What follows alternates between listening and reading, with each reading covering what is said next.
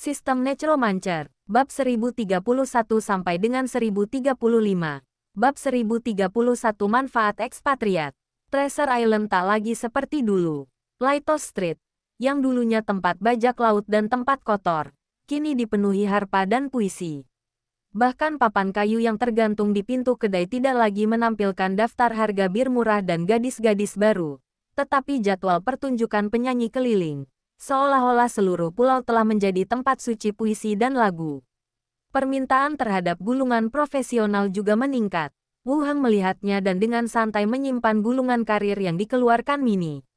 Katakan pada si Gui untuk memesan satu batch lagi dari kantor pusat kita, dan mansion penguasa pulau akan membeli semuanya. Wu Heng mengambil cangkir teh dan menyesapnya. Baik, Tuan. Mini mengangkat telepon, minggir, dan menelepon si Gui. Catwoman Robey mengambil sepotong buah dari meja kopi, menggigitnya, lalu berkata, Tuan, kenapa Tuan membeli begitu banyak gulungan penyair? Kami tidak akan membutuhkannya, nanti akan dibagikan ke beberapa orang yang menganggur, jawab Wu Heng. Robey berkata, guru benar-benar orang baik. Wu Heng tersenyum dan mengelus ujung telinga anak kucing yang berbulu itu. Cepat naik level, aku akan membantumu menjadi pahlawan. Aku sudah berusaha sekuat tenaga. Robey cemberut tak yakin. Ekornya bersandar di kakinya, seolah-olah dia sedang bertingkah genit. Tak lama kemudian, Mini menutup telepon, dan urusan gulir pun diselesaikan. Saat matahari terbenam dan senja tiba, orang-orang yang tadinya keluar kembali satu demi satu dan mengobrol bersama. Chief Skeleton muncul diam-diam di pintu ruang tamu, mengenakan celemek putih bersih, dan tangannya yang lain dengan elegan menunjuk ke arah restoran. Memberikan isyarat undangan, Tuan. Makan malam sudah siap. Mini mengingatkan dengan lembut. Wu Heng berdiri dan berkata, pergi ke ruang latihan dan panggil mereka. Ayo makan dulu. Ya ampun. Robey melompat dan berlari ke ruang pelatihan. Tak lama kemudian, beberapa orang yang berkeringat di ruang latihan kembali. Setelah mandi sebentar, semua orang berkumpul di meja panjang dan mulai makan. 2. Di atas meja makan, Sanela memutar gelas anggurnya sedikit. Matanya menyapu para saudari peri kayu. Aku baru saja menghubungi Dewan Tetua untuk memberitahu mereka bahwa kalian sudah tenang. Pesan mereka jelas, fokuslah pada latihanmu dan jadilah pahlawan sesegera mungkin. Eluria dan Sylvain mengangkat kepala mereka bersamaan, saling memandang, lalu menatap Wu Heng bersama-sama. Kami bersedia mendengarkan arahan pemimpin. Wu Heng tersenyum dan berkata, Pulau Harta Karun selalu menjadi tempat yang tenang. Kamu hanya perlu fokus pada latihanmu. Soal reputasi, setelah kartu-kartu itu diproduksi, secara alami akan dijual melalui konsorsium. Baik, Tuan. Kedua saudari itu menjawab serempak. Saya merasa lega. Sepertinya tinggal di sini tidak akan membebani saya dengan tanggung jawab. Saya hanya perlu fokus berlatih. Sanara menyesap anggurnya, melirik kedua saudari itu, lalu menyipitkan matanya sedikit sambil tersenyum. Oh, benar, Wu Heng tiba-tiba berkata. Kamu seharusnya melihat pola pembakaran burung hitam pagi ini, kan? Mata kedua saudari peri kayu itu berbinar dan mereka mengangguk. Wu Heng berkata, jika kamu tertarik, kamu bisa mengikuti pelatihan mulai besok. Selama kamu bisa mempelajarinya, itu akan sangat meningkatkan kekuatanmu. Suster Eluria segera berkata, Sanela telah menjelaskan karakteristik teknik ini kepada kami, dan kami bersedia mempraktikkannya. Bercanda. Semua pahlawan punya keterampilan yang hebat. Bagaimana mungkin saya tidak belajar? Itu karena saya baru saja tiba. Kalau tidak saya akan berinisiatif untuk bertanya untuk belajar. Viola dan si Gui akan bertanggung jawab atas sesi latihan. Pagi, kalian bisa mengatur latihan kalian di sore hari. Seorang master rune akan menggambar rune untuk kalian nanti. Wu Heng menatap Viola lagi. Viola, kau saja yang mengajari mereka. Baik, Pak. Viola mengangguk. Setelah membahas isu-isu utama, semua orang mulai mengobrol. Setelah makan malam, para pelayan pergi ke ruang pelatihan untuk berlatih. Sementara saudara perempuan peri kayu kembali ke kamar tidur mereka lebih awal untuk menulis cerita untuk kartu. Tunggu sampai hari gelap, Wu Heng kembali ke kamar tidurnya untuk beristirahat. Keesokan harinya, dunia zombie. Saat Wu Heng keluar dari gerbang batas dan mengeluarkan telepon genggamnya dari cincin luar angkasa, suara getaran pesan teks terdengar. Wu Heng membukanya dan melihatnya. Ternyata pesan dari Li Yahong. Truk rudal gelombang bas sudah dikirim ke penjara. Karena kamu tidak bisa menghubungi lewat telepon, aku meninggalkannya di tempat parkir di belakang halaman. Efisiensinya cukup cepat. Kendaraan rudal dikirim langsung ke sana. Kemudian ia melihat pesan kedua. Para pendeta telah menyelesaikan pelatihan mereka. Suster Zhao meminta saya untuk menanyakan kapan mereka akan diutus ke berbagai tempat untuk karya misionaris. Wu Heng mengangkat alisnya. Pendeta itu hampir siap. Sebenarnya, tidak ada materi pelatihan khusus. Intinya adalah membiasakan diri dengan kitab suci pencerahan rohani, dan berpura-puralah berwawasan luas dalam cara bicara Anda. Tetapi ini juga merupakan kabar baik, karena telah memuaskan pekerjaan misionaris di berbagai tempat. Setelah membaca pesan itu, Wu Heng berkata kepada orang di belakangnya, "Xiao Xiao, periksa apakah ada truk rudal yang dikirim dari halaman belakang." Mengerti, Xiao Xiao setuju dan langsung terbang keluar. Tak lama kemudian, ia terbang kembali menembus dinding, menunjuk jari transparannya keluar. "Paman, ada truk rudal, truk besar yang membawa rudal laras panjang. Beberapa, 3. Xiao Xiao mengulurkan 3 jari. Wu Heng mengangguk. "Oke." Xiao Xiao melanjutkan. "Paman, berikan ponselmu padaku agar aku bisa melihat apakah ada sesuatu yang menarik di forum ini." Wu Heng mengeluarkan boneka dan ponselnya. Xiao Xiao menyelesaikan kepemilikannya, lalu mengambil ponsel dan mulai memeriksanya. 3 hantu lainnya juga melayang di belakang, melihat konten di atas bersama-sama. Wu Heng menghubungi Li Yahong. Setelah menunggu sebentar, terdengar suara dari ujung sana. "Halo, apakah Anda melihat kendaraan rudal itu?" "Aku melihatnya." 3. Wu Heng bersandar di kursinya. "Ya," lanjut Li Yahong. "Para pendeta Suster Zhao telah dibagi menjadi beberapa kelompok berdasarkan kemampuan bahasa mereka. Sekarang kami menunggu keputusan Anda tentang kapan mereka akan diutus. Apakah Qi Hancai telah membicarakan hal ini dengan pangkalan di berbagai negara?" Tanya Wu Heng. "Kami telah sepakat bahwa para pendeta akan dikirim ke pangkalan Korea terlebih dahulu, lalu diberangkatkan ke beberapa tempat aman untuk berkhotbah di pangkalan tersebut," ujar Li Yahong cepat. Wu Heng mengetuk meja 2 kali dengan ujung jarinya dan berkata, "Aku akan ke sana sekarang. Kita bisa bicara langsung nanti." "Baiklah," jawab Li Yahong. Setelah menutup telepon, Wu Heng berdiri dan berkata, "Xiao Xiao, kita akan keluar." Xiao Xiao berbalik dan melihat ke arahku.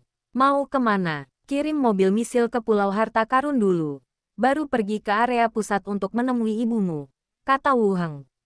"Oh, paman kangen ibu lagi," gumam Xiao Xiao, lalu melepaskan diri dari boneka itu.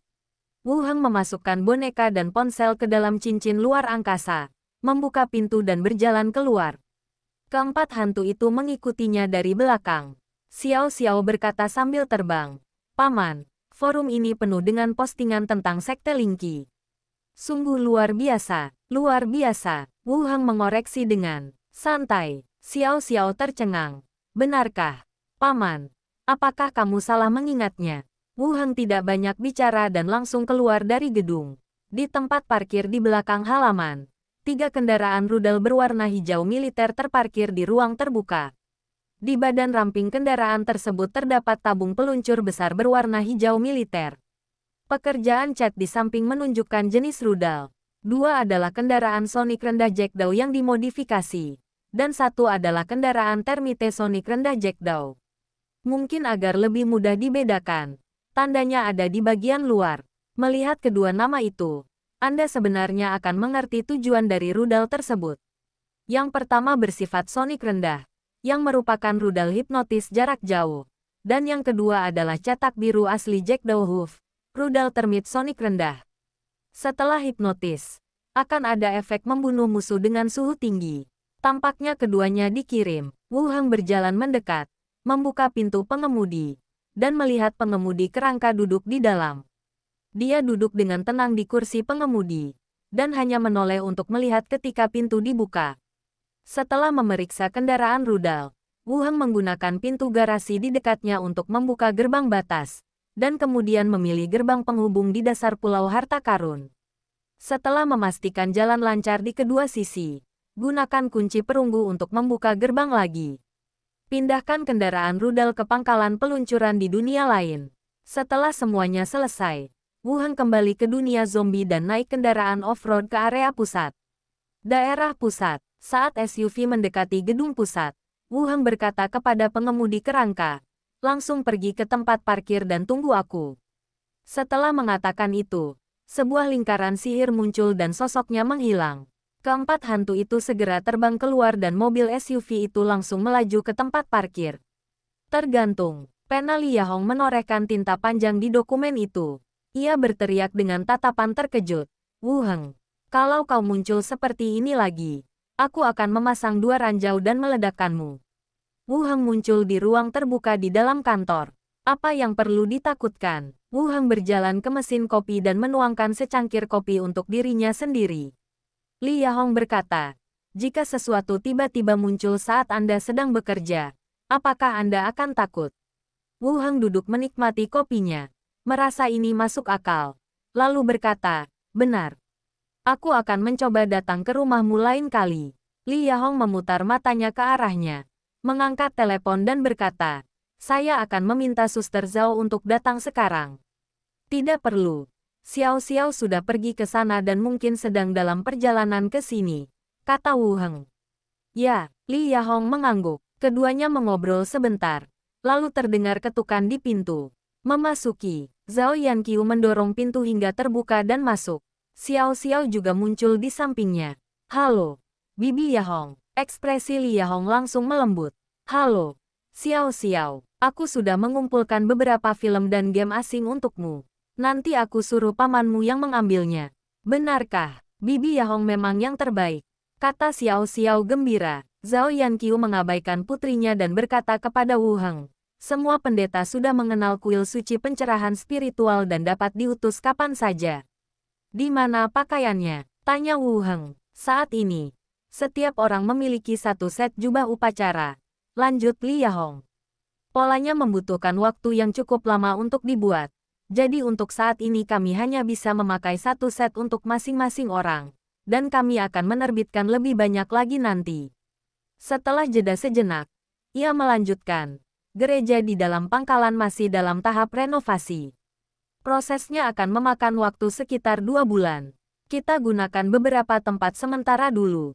Tidak perlu terburu-buru." Wu Heng meletakkan cangkir kopinya. "Saudari Zhao dan saya juga berpikir begitu," kata Li Yahong. Wu Heng mengangguk dan melanjutkan, "Aku membawa gulungan karir. Inilah karir yang akan kau, Zhao Yanqiu, pelajari. Aku berencana membagikannya kepada mereka yang akan dikirim ke luar negeri terlebih dahulu.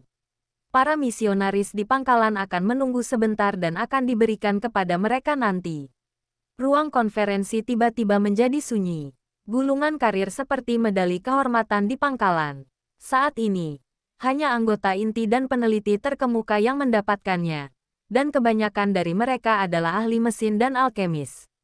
Pembagian gulungan profesional kali ini juga menunjukkan betapa Wu Heng menghargai kelompok pendeta ini.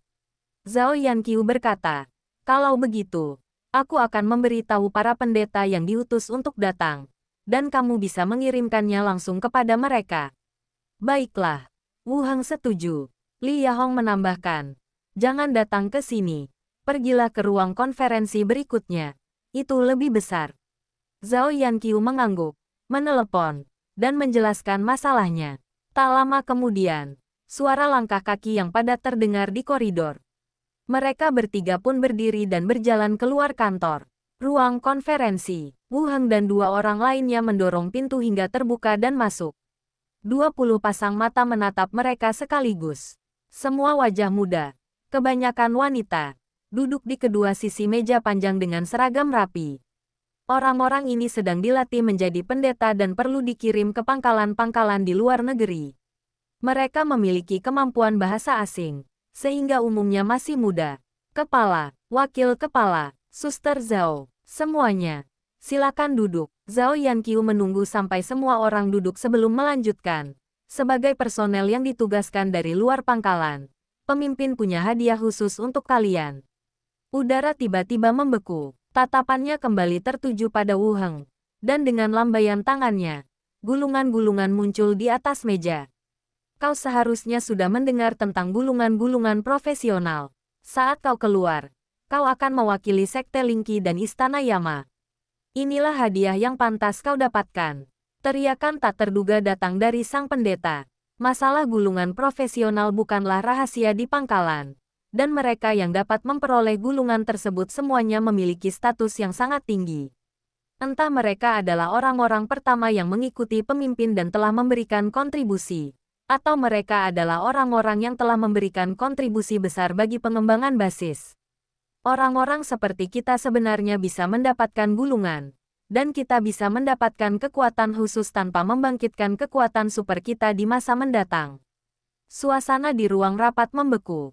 Zhao Yanqiu mengingatkan, mengapa kamu tidak berterima kasih kepada pemimpin? Semua orang langsung merespons, berdiri dan memberi hormat. Terima kasih, Ketua.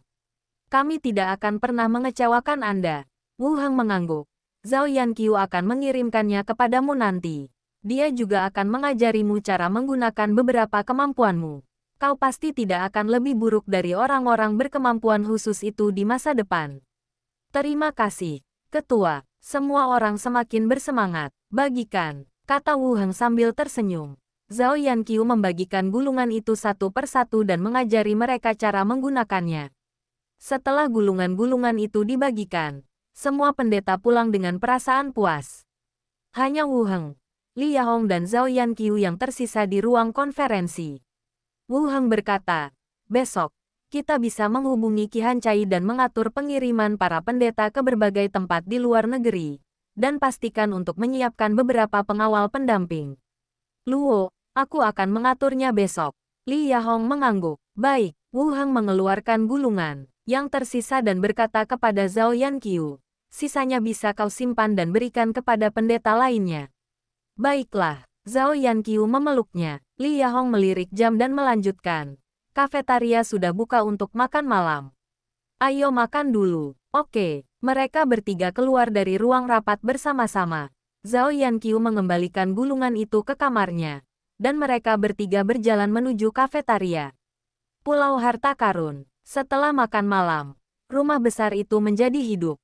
Sanara, saudara perempuan perihutan, Viola, Philippa, dan para pelayan, masing-masing berpakaian rapi, dan berkumpul di lobi di lantai pertama. Setelah semua orang berkumpul, peri kayu yang lebih tua bertanya, bukankah sebaiknya kita memberitahu orang dewasa? Sanela berkata, kalau dia tidak turun untuk makan malam, berarti dia sudah keluar. Jangan khawatir, kakakku lalu bertanya, tidakkah kamu perlu menjaga seseorang di rumah? Yang menjaga rumah ini adalah kerangka level 20. Tidak mungkin ada yang bisa datang, tambah Philippa. Mata para suster terbelalak, tetapi mereka tidak mengatakan apapun. Mengikutinya keluar gedung, naik kereta pemilik pulau, keluar dari gerbang, dan menuju ke kota hiburan. Kecuali menyeberangi seluruh jalan komersial saat mereka pertama kali tiba di pulau itu, kedua saudari peri kayu itu belum pernah melihat apa yang terjadi di luar. Kali ini saya pergi mengajak kedua saudari itu melihat pemandangan malam Treasure Island dan kota hiburan. Kota hiburan, pintu masuk utama. Beberapa kereta perlahan berhenti dan para wanita Treasure Island turun satu demi satu. Berdiri di pintu masuk utama, kedua saudari peri kayu itu membeku di tempat, menatap dengan mata terbelalak ke arah raksasa yang berkilauan itu. Kota hiburan 6 lantai itu bagaikan istana kristal, dengan pita-pita cahaya yang mengalir melilitinya, seolah-olah seluruh bima sakti menyelimutinya. Pada layar cahaya raksasa di depan, gambar-gambar indah berkelap-kelip dan mengalir seperti mimpi, menerangi sekeliling dengan warna-warna penuh warna. Apakah ini kota hiburan, tempat untuk bersenang-senang? Tanya Suster Eluria terkejut. Suster Sylvain pun berkata dengan suara gemetar, mengapa tempat bagi orang biasa untuk menghibur diri dibangun dengan begitu baik? Sanela berdiri di samping dan memperhatikan mereka berdua. Setelah mereka tertegun sejenak, ia mengangkat tangan dan menutup mulut mereka yang terbuka. Semua orang memperhatikan kita. Jangan mempermalukan diri sendiri. Kedua lelaki itu tetap diam. Ekspresi mereka masih terkejut. Ayo, ayo, teriak Philippa dari depan. Semua orang berjalan menuju pintu utama. Dan para tamu di pintu masuk yang sebelumnya ramai semuanya menoleh. Tuan pelayan, Nyonya Sanela, semua orang di sepanjang jalan memberi hormat. Begitu saya melangkah melewati pintu, gelombang suara datang bagaikan tsunami. Berbagai fasilitas hiburan yang memukau dan orang-orang yang bersorak kegirangan menghadirkan dampak visual yang luar biasa. Sanara melirik ke arah saudari peri kayu dan berkata, "Selamat datang di Pulau Harta Karun, kota yang tidak pernah tidur." Bab 1032 Perlawanan yang diwariskan. Sore berikutnya, dunia zombie. Sejak pagi hari, seluruh pangkalan diselimuti suasana tegang dan hikmat. Wu Heng, Li Yahong dan Zhao Yanqiu bekerja hampir tanpa henti, berpindah-pindah antara berbagai departemen untuk menyelesaikan rincian akhir penugasan di luar negeri. Selain para pendeta inti yang dipilih kemarin, ada juga personel logistik dan penjaga tengkorak yang paling kritis. Masing-masing prajurit kerangka yang ditingkatkan dan digantikan dari zombie telah mencapai level yang lebih tinggi. Seluruh tubuhnya dilengkapi dengan pakaian anti-tusukan, pedang besi jarak dekat, dan senjata api. Dengan nyala jiwa biru samar di matanya, dia berdiri diam di belakang pendeta yang ditunjuk. Orang-orang ini akan dikirim ke tempat penampungan besar terlebih dahulu. Li Yahong mengeluarkan ponselnya, yang menampilkan nama beberapa tempat penampungan terpilih. Untuk tempat berkumpul yang lebih kecil, kami akan mempertimbangkan untuk mengirim gelombang kedua setelah Dawn Alliance menyelesaikan pembersihannya. Wu Heng mengangguk. Lakukan saja pengaturannya. Adegannya hampir siap. Zhao Yanqiu berjalan perlahan ke panggung, mengenakan jubah pendeta yang indah hingga ke mata kaki, dan memegang setumpuk tebal kitab suci pencerahan spiritual di dadanya. Ekspresinya sungguh-sungguh dan saleh, dan matanya setajam obor. Semuanya, Zhao Yanqiu tiba-tiba berbicara. Suaranya dingin dan halus, menggema di seluruh aula. Kalian sedang dalam perjalanan ini untuk menyebarkan ramalan. Karakteristik sang penyair membuatnya berada di lapangan terbuka. Tidak diperlukan peralatan khusus dan suara dapat ditransmisikan dengan jelas ke telinga semua orang. Di bawah, semua pendeta menyentuh dada mereka dan memberi hormat pada saat yang sama. Serentak menjawab, "Semoga kemuliaan Tuhan bersinar di dunia." Suaranya bergema di seluruh aula. Wu Heng berdiri di samping dan mendengar suara kecil lirih di telinganya. Wah, ibu berakting dengan sangat baik. Dia bahkan lebih profesional daripada para penipu tua di Vatikan itu. Wu Heng memiringkan kepalanya sedikit dan berkata, "Saya pikir dia mempelajarinya dari film." Benarkah? Levelnya naik sangat lambat. Tapi rasanya mirip sekali dengan mempelajari hal-hal ini, kata Xiao Xiao dengan nada kecewa. Wu Heng melirik Zhao Yanqiu dan berkata, "Jangan bicara. Kalau ada yang mendengar, aku akan memarahimu lagi." "Aku tidak takut. Aku tak terlihat." Dan dia mengumpat ke udara, kata Xiao Xiao bangga. Zhao Yanqiu melanjutkan pidatonya. Nadanya semakin berapi-api. "Pesawat sudah siap di landasan. Kalian akan terbang langsung ke pangkalan Korea Selatan. Wakil Kepala Qi Hancai akan menemui Anda secara pribadi." Dia memandang semua orang di sekelilingnya dan berkata dengan tegas, "Ingat, setiap kata dan tindakan kalian mewakili kejayaan gereja Lingqi." "Ya," semua orang menjawab serempak. Mata mereka berbinar-binar. Setelah itu, semua orang keluar dari aula dan menaiki pesawat yang telah disiapkan. Saat pendeta terakhir naik ke tangga, pintu pesawat perlahan tertutup. Di landasan, Wu Heng, Li Yahong dan Zhao Yanqiu berdiri berdampingan, dengan beberapa anggota keluarga yang datang untuk mengantar mereka berdiri di belakang mereka. Sebagian orang terisak pelan, sebagian lainnya melambaikan tangan selamat tinggal. Tunggu hingga hanya tersisa titik cahaya yang berkedip-kedip dari pesawat, lalu menghilang sepenuhnya. Li Yahong mengalihkan pandangannya dan menoleh ke Wu Heng. "Apakah kau akan kembali ke area pusat bersamaku, atau langsung kembali ke penjara?" Wu Heng berkata, "Aku akan kembali ke penjara dulu. Kamu dan Qi Hancai harus mengoordinasikan persediaan dan dukungan logistik untuk para ekspatriat." "Saya mengerti." Li Yahong mengangguk dengan sungguh-sungguh. Wu Heng menoleh ke Zhao Yanqiu dan berkata, Aku serahkan urusan gereja padamu. Latihlah lebih banyak pendeta dan biarawati. Lalu kirim mereka ke berbagai tempat ketika saatnya tiba. Zhao Yanqiu tersenyum kecil dan berkata, saya akan melakukannya dengan baik. Kemudian, Zhao Yanqiu berkata pada udara kosong, Xiao Xiao, patuhilah dan jangan menimbulkan masalah bagi pamanmu. Bu, aku tidak di sana. Sebuah suara kecil terdengar dari seberang. Lalu melanjutkan, jangan khawatir, aku akan menjaga paman dengan baik. Wu Heng tersenyum dan menenangkan suasana. Xiao Xiao sudah menjadi gadis dewasa. Yaitu, kami berdiri di pintu dan mengobrol sebentar. Wu Heng melambaikan tangan kepada kedua pria itu, lalu masuk ke dalam SUV dan pergi. Li Yahong, Zhao Yanqiu dan orang-orang yang datang bersama mereka naik bus dan meninggalkan bandara. 4 jam kemudian, kendaraan itu tiba di penjara. Wu Heng membuka gerbang dan kembali ke Pulau Harta Karun. Treasure Island, rumah besar pemilik pulau. Cahaya senja matahari terbenam mengalir ke aula, mewarnai lantai dan perabotan dengan warna kuning keemasan. Xiao Xiao berlari menuruni tangga sambil berteriak sepanjang jalan. Kakak Mini, Kakak Daye, Kakak Xiaoye.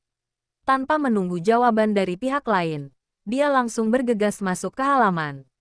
Lalu dia berteriak, Saudari Luo Bei, kemari dan tendang kuncinya.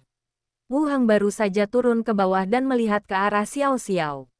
Siapa yang dia panggil? Begitu aku menoleh, kulihat saudari peri hutan, Eluria dan Sylvain, berjalan masuk satu demi satu. Rambutnya yang panjang dan hijau tua diikat, dan ia mengenakan celana pendek pantai yang keren serta bra ketat. Kulitnya yang terbuka masih memiliki jejak pola burung hitam yang terbakar. Tuan, kedua saudari itu membungkuk sedikit. Telinga runcing mereka menunjukkan sedikit warna merah di bawah sinar senja.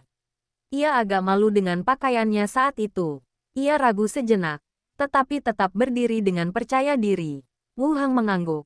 Bagaimana efek kultivasinya? Aku bisa merasakan energinya melembutkan kulitku, kata kakak perempuanku, Eluria. Sungguh ajaib, tuanku. Suster Sylvain tiba-tiba mencondongkan tubuh ke depan. Mata kuningnya berbinar dramatis. Apakah benar-benar kebal seperti yang dikatakan Sanara? Wu Heng berpikir sejenak dan berkata, itu tergantung siapa pemilik pedangnya. Kalau itu senjata biasa sekitar level 15, kulitnya bisa menahannya. Kedua saudari itu membelalakkan matanya. Itu benar-benar berfungsi. Sylvain berkata dengan heran. Bukankah ini seperti memiliki lapisan baju besi tambahan yang tumbuh di tubuhmu? Eluria terus bertanya. Tuan, saya dengar ada tahap selanjutnya. Ini tahap pertama. Mengenai efek selanjutnya, aku belum yakin. Tapi pasti akan semakin kuat. Jawab Wu Heng tenang. Kedua saudari itu berpegangan tangan. Wajah mereka masih penuh kegembiraan. Tuan Gelombang, suara Mini terdengar di sampingnya. Dan dia berkata sambil tersenyum. Waktunya makan. Wu Heng mengangguk dan berkata kepada saudari peri kayu. Makanlah dulu. Tidak perlu terburu-buru. Berlatihlah perlahan. Ayo kita ganti baju dan kembali, kata saudari peri kayu itu. Lalu mereka berdua naik ke atas bersama. Wu Heng berjalan menuju restoran. Mini berdiri di pintu dan berteriak ke halaman. Robe, waktunya makan malam. Di atas meja makan, para saudari peri kayu berganti pakaian kasual biasa dan duduk. Dan semua orang mulai makan. Aku bawa mereka ke kasino tadi malam. Sanara melihat ke sana sambil memotong steak. Bagaimana perasaanmu? Tanya Wu Heng. Suster Eluria, katanya dengan penuh emosi. Ini adalah tempat ajaib. Sylvain menambahkan. Itu juga menyenangkan. Kalau mau, silakan pergi dan bersenang-senang di waktu luang. Lagi pula, ini urusan kami sendiri dan kami tidak perlu mengeluarkan uang sepeser pun, kata Wu Heng santai. Benarkah? Terima kasih, Pak, kata Sylvain gembira. Beberapa dari mereka mengobrol sebentar. Sanela melanjutkan. Brittany menelepon pagi ini untuk mengingatkan kita agar berangkat. Kalau tidak kita akan ketinggalan pekan keberanian. Kita berangkat besok. Wu Heng mengangguk dan menatap Philippa, yang tak jauh darinya. Philippa, beritahu ibumu malam ini bahwa kita akan berangkat besok. Oke, Philippa berpikir sejenak dan berkata, Apakah kamu ingin membawa beberapa hadiah untuk Brittany? Wu Heng berkata, aku akan meminta Minnie untuk menyiapkannya. Tidak apa-apa, aku tidak punya apapun yang dia suka. Philippa setuju begitu saja. Setelah makan malam, setelah beristirahat, sejenak di ruang tamu, para wanita itu berjalan menuju ruang pelatihan secara diam-diam. Bahkan setelah menjadi pahlawan, Viola terus berlatih setiap hari. Pahlawan, mereka hanya menjauhkan diri dari para profesional biasa, tetapi persaingan antar pahlawan tetap didasarkan pada kekuatan. Keterampilan masih perlu ditingkatkan. Viola bekerja sangat keras, dan yang lainnya bekerja lebih keras lagi. Wu Heng duduk di ruang tamu sebentar dan melihat tidak ada seorang pun di sana. Lalu dia bangkit, naik ke atas dan kembali ke ruang belajar.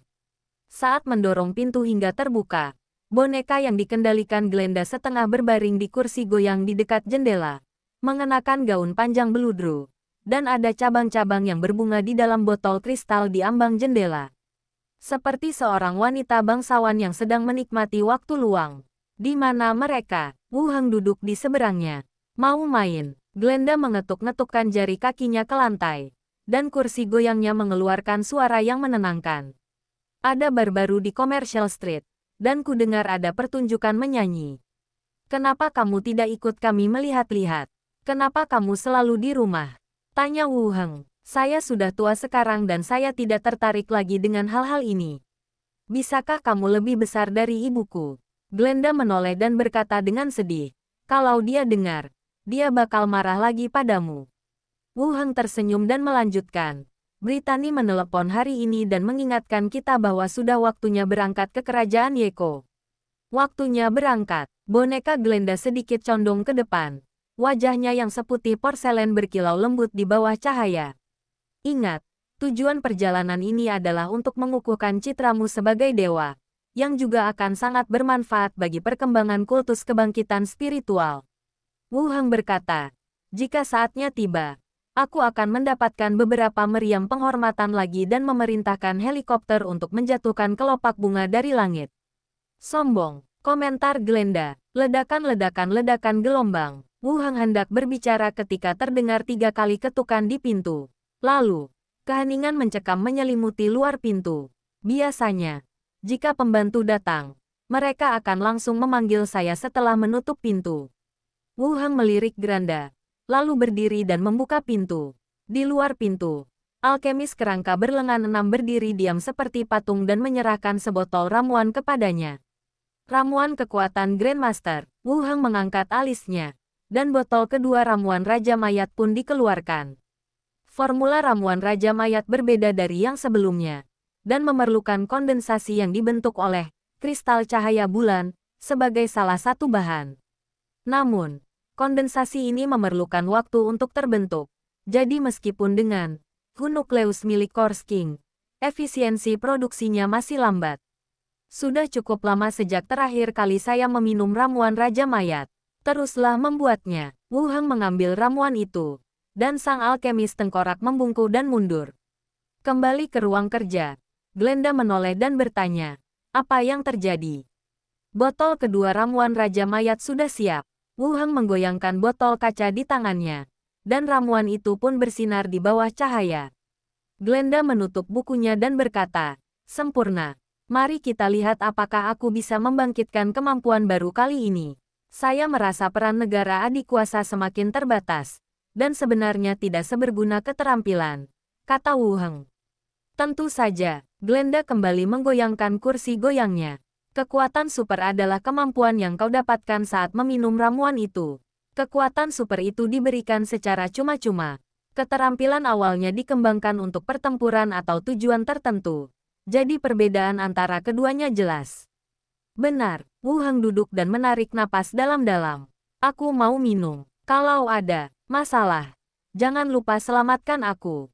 Tidak membantu. Wu Heng berkedip. Aku mencintaimu. Selamatkan aku. Glenda memutar matanya ke arahnya dan berkata, minumlah sekarang. Kamu terlalu banyak bicara. Wu Heng berhenti bercanda dan membuka tutup botol. Dia mendongakkan kepalanya dan meminum semuanya sekaligus. Energi besar meledak dalam tubuh. Otot-otot menegang. Tulang-tulang mengerang. dan setiap sel menderita antara robekan dan reorganisasi. Dia mengerang dan jatuh terlentang. Kukunya menancap dalam di karpet. Glenda berdiri dan berlutut di tanah, sambil memegang lembut kepala suaminya dalam pelukannya. Rasa sakit yang parah itu berlangsung sekitar 2 atau 3 menit, lalu mereda dan pernafasan saya berangsur-angsur menjadi stabil. Perintah sistem juga terdengar di telingaku. Kekuatan +4, konstitusi +3, kelincahan +3, peningkatan karakteristik, tungku gen. Wu Heng tiba-tiba membuka matanya, bahkan tidak peduli dengan rasa sakit yang tersisa. Peningkatan fitur, bukan pembukaan fitur baru. Jin Furnace adalah kemampuan yang dibuka terakhir kali, yang dapat meningkatkan dirinya sendiri dengan menyerap gen ras lain. Bisakah ini berkembang? Aku telah mencobanya berkali-kali, tetapi aku belum pernah menemukan kekuatan supranatural yang dapat diperkuat untuk kedua kalinya. Apakah ini efek tersembunyi dari ramuan Raja Mayat? Atau karena saya telah membuka kemampuan terkait 2 kali berturut-turut? Bangun kalau sudah selesai. Glenda menepuknya dengan jari porselennya. Aku bukan bantalmu. Ini belum siap. Tunggu sedikit lebih lama.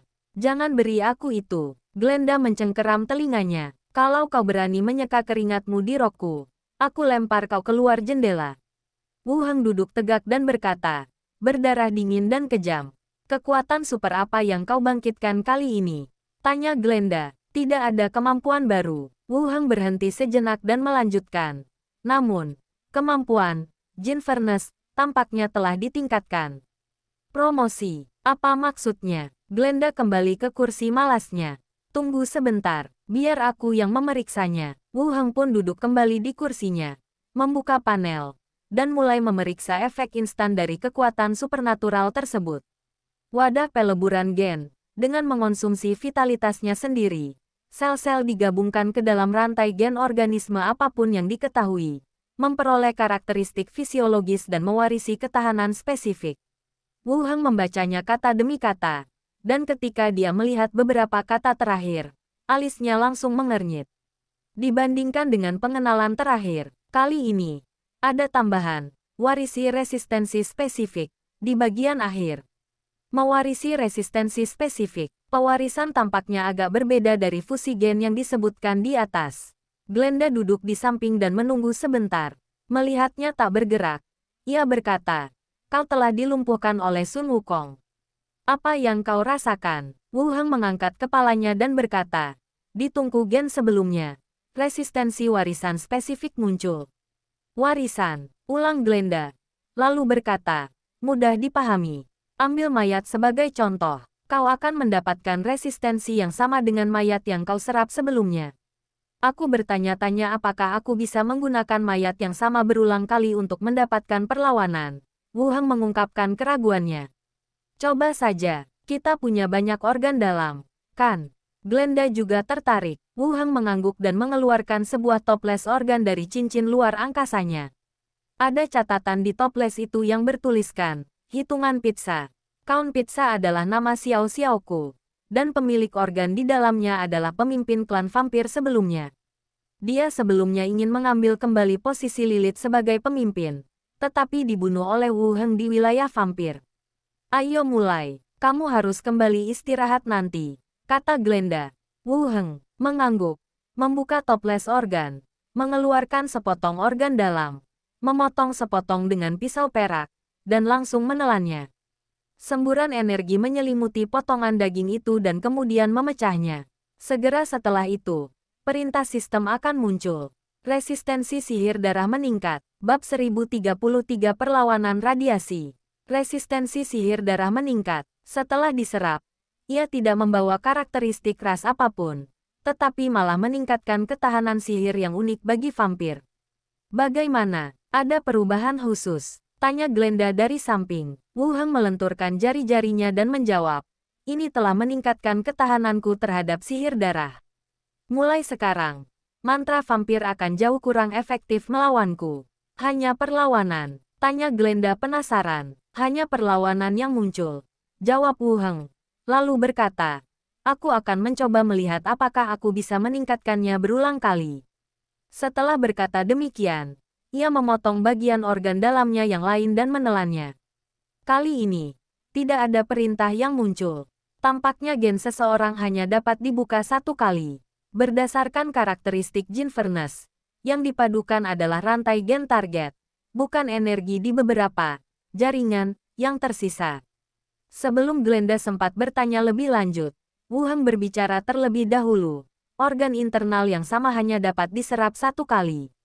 Tidak heran, Glenda mengetukkan jari kakinya, dan kursi goyang itu mulai bergoyang lagi. Ia melanjutkan, tidak buruk juga. Penumpukan resistensi yang sesuai juga merupakan peningkatan besar dalam pertempuran. Aku juga berpikir begitu. Wu Heng tersenyum, menutup toples organ vampir itu dan menyimpannya. Lalu mengeluarkan 2 toples organ lagi dari cincin luar angkasa. Kalengnya bertuliskan, Conjuggernaut nomor 1 dan Conjuggernaut No. 2. Kedua toples organ ini berisi organ dari 2 paus yang terbunuh. Glenda melihatnya dan langsung mengerti idenya. Kamu cukup cepat bereaksi. Mungkin ini akan berhasil. Wu Heng tidak banyak bicara. Ia membuka tabung organ Master Pedang Jagung nomor 1. Memotong sepotong organ dalam berwarna merah cerah. Dan menelannya langsung ke perutnya. Energi dalam tubuh memecah daging. Dan perintah sistem segera muncul. Ketahanan terhadap radiasi meningkat. Memang telah meningkat. Glenda bertanya dengan gugup. Bagaimana? Perlawanan macam apa yang ditunjukkan tahta suci? Lagi pula, sihir suci tahta suci selalu menekan ilmu hitam. Saya benar-benar takut Wu Heng akan sakit karena makan terlalu banyak. Ketahanan terhadap cahaya telah ditingkatkan, jawab Wu Heng. Glenda berpikir cepat dan menganalisis. Resistensi terhadap cahaya berasal dari sifat magis sakral kuil. Para pendeta ini bermandikan cahaya suci sepanjang tahun, dan tubuh mereka secara alami mengumpulkan resistensi. Aku juga berpikir begitu. Wu Heng merasakan energi di tubuhnya, lalu memotong sepotong jaringan organ yang sama dan menelannya untuk melakukan percobaan. Tetap saja tidak ada efek yang muncul. Kemudian, dia langsung membuka toples organ Master Pedang Jagung nomor 2, memotong sepotong dengan pisau, dan menelannya. Ketahanan terhadap radiasi meningkat. Fitur yang tidak terkunci. Mantra Perception. Perintah sistem berbunyi dalam benaknya. Dan Wu Heng menyipitkan matanya. Selain peningkatan resistensi, kali ini sebuah fitur juga dibuka. Buka panel. Di antara karakteristiknya, True World Perception muncul. Indra kebenaran. Anda dapat merasakan kebohongan yang disengaja yang diucapkan oleh makhluk dalam jarak 30 kaki jika Anda mendengarnya. Kemampuan seorang pendeta tingkat tinggi. Setelah mencapai level tertentu, pendeta dapat mengetahui apakah target berbohong. Hal ini pula yang menjadi alasan mengapa para pendeta kerap kali dikerahkan dalam tim investigasi perkumpulan umum.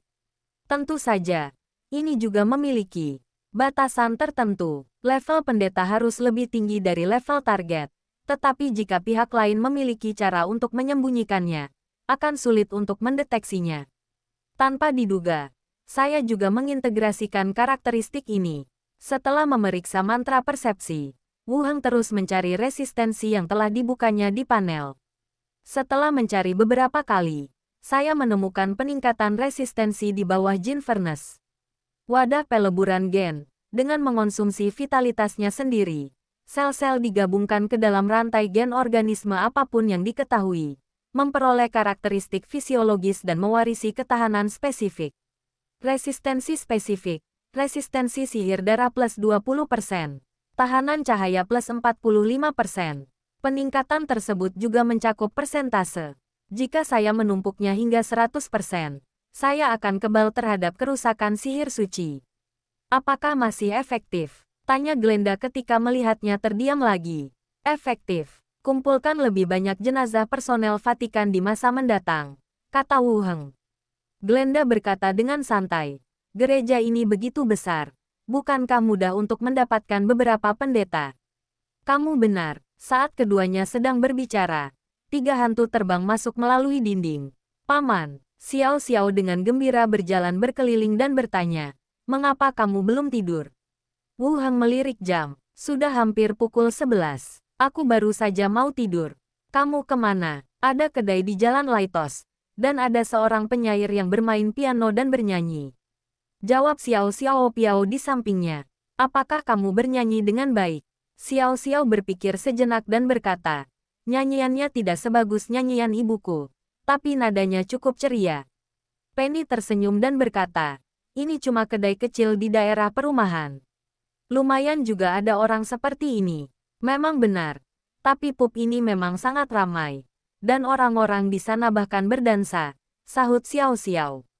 Wu Heng menyimpan toples-toples organ di luar dan berkata, besok aku akan pergi ke kerajaan Yeke untuk berpartisipasi dalam pekan keberanian. Kalau ada yang perlu dibawa, persiapkanlah terlebih dahulu. Oke, Paman. Xiao Xiao setuju dengan gembira. Lalu terbang ke belakang Glenda. Bibi. Apa yang kau lihat? Saat Wu Heng keluar, permaisuri berkata dengan santai. Lampu di tempat latihan di lantai pertama menyala. Seharusnya masih ada orang yang berlatih. Begitu rajinnya, aku akan pergi melihatnya. Wu Heng mengangguk. Sang ratu terbang ke samping, menyalakan tabletnya, dan mulai menonton serial TV.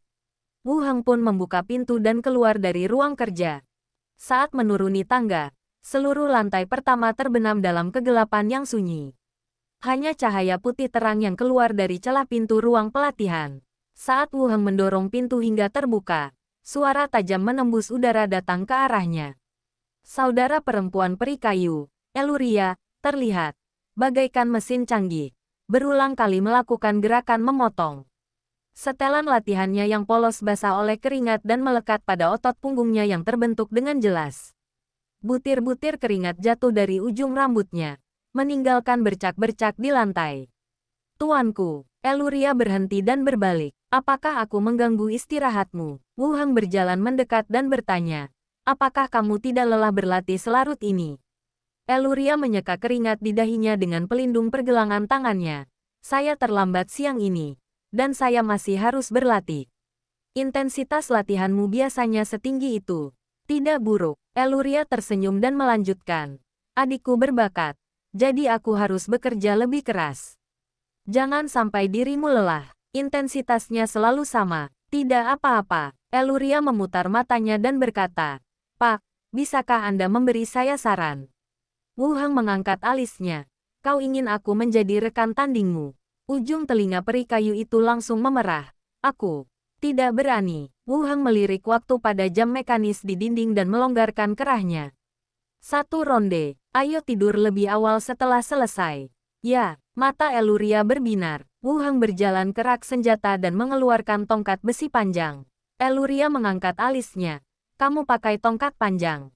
Ayo. Wu Heng melambaikan tangannya. Mata Eluria menyipit. Dan dia mengetuk ujung pedangnya ke tanah sebagai tanda hormat. Terima kasih, tuanku. Sebelum dia bisa menyelesaikan kata-katanya, angin kencang tiba-tiba bertiup di ruang pelatihan. Sosok peri kayu itu berubah menjadi cahaya putih dan menyerbu ke depan. Dan bila pedangnya membelah udara dengan teriakan tajam. Wu Heng memutar pergelangan tangannya sedikit, mengarahkan tongkat panjang itu ke tanah, mundur setengah langkah, dan menunjuk dengan tangan satunya.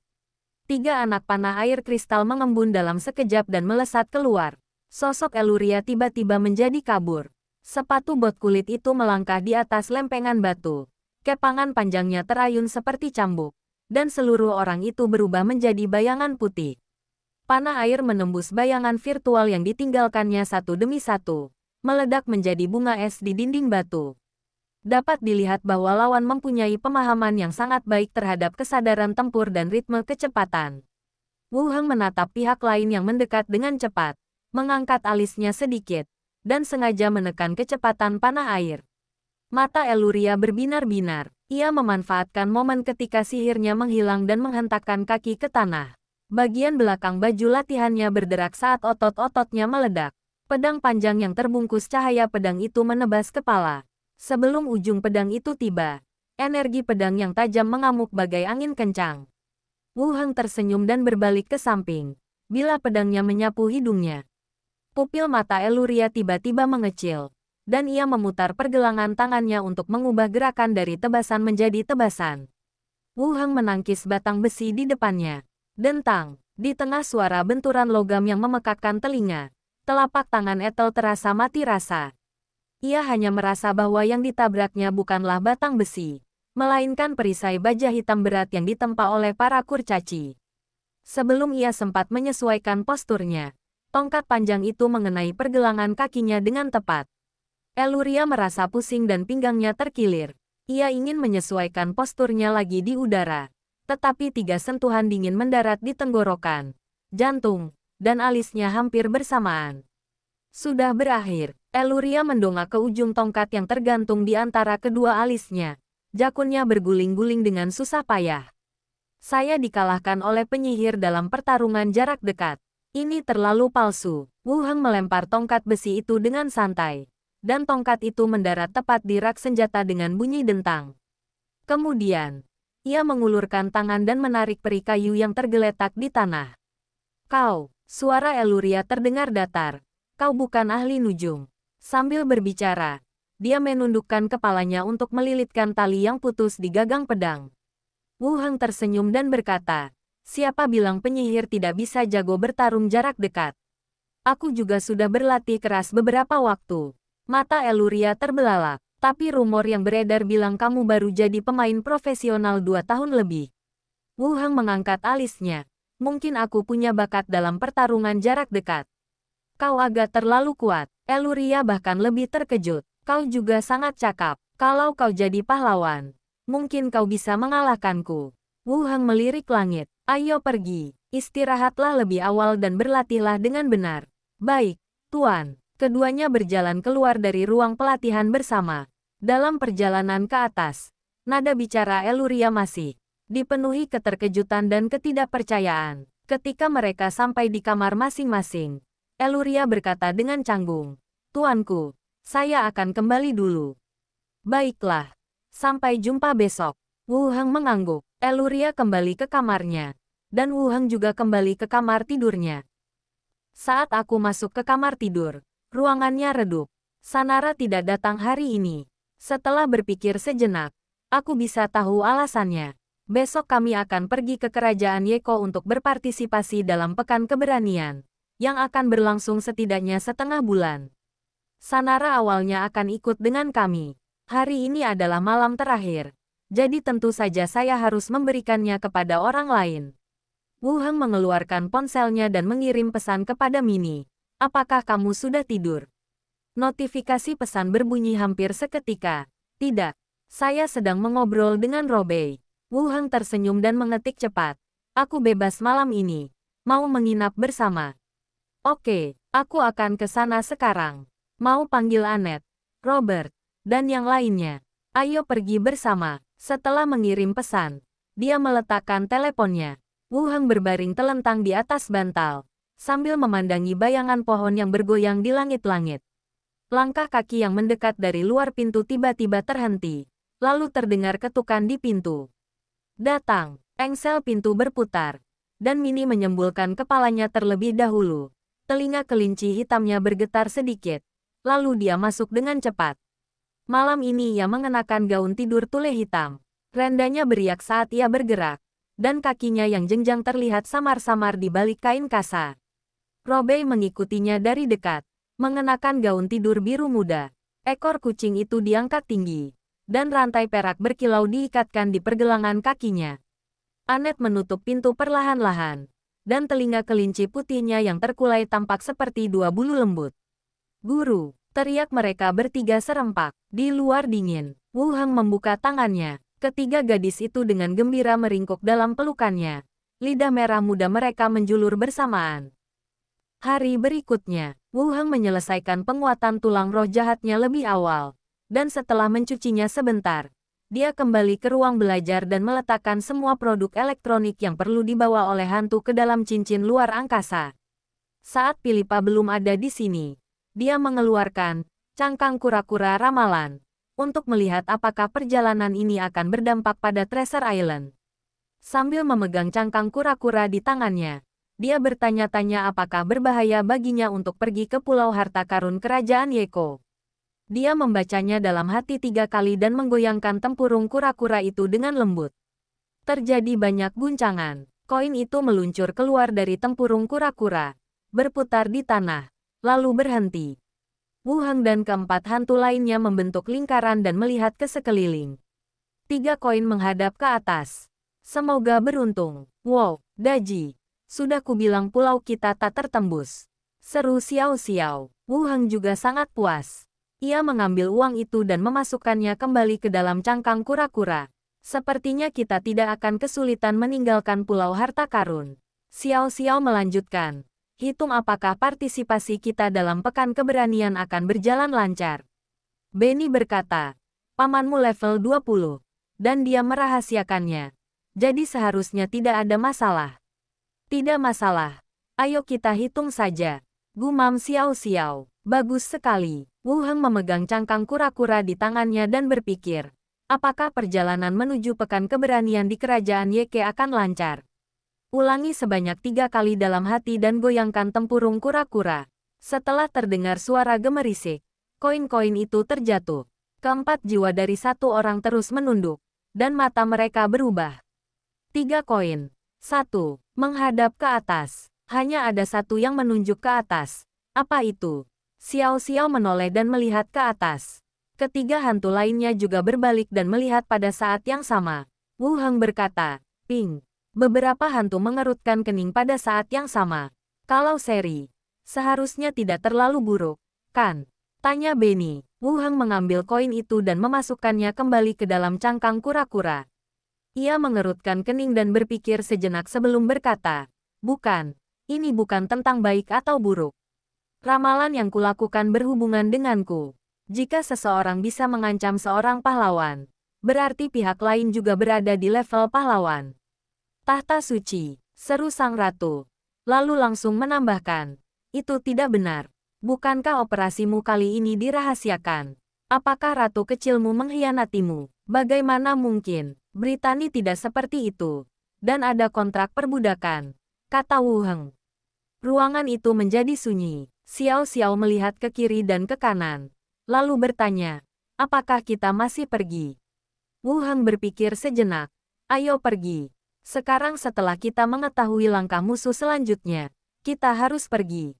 Bab 1034 kedua sisi terlalu tenang. Meski ramalan menunjukkan adanya bahaya, Wu Heng tetap memutuskan untuk pergi. Sekarang setelah aku tahu seseorang akan menghadapiku selama pekan keberanian, itu sudah menjadi serangan terbuka. Kalau aku tidak pergi kali ini, lain kali aku akan diserang dari belakang. Itu hanya akan menyebabkan lebih banyak masalah. Selain itu, Britani masih berada di kerajaan Yeko. Mungkinkah sang putri secara tidak sengaja mengungkapkannya? Xiao Xiao merenung. Kurasa tidak. Britani sudah tumbuh besar dan dia tidak akan sembrono.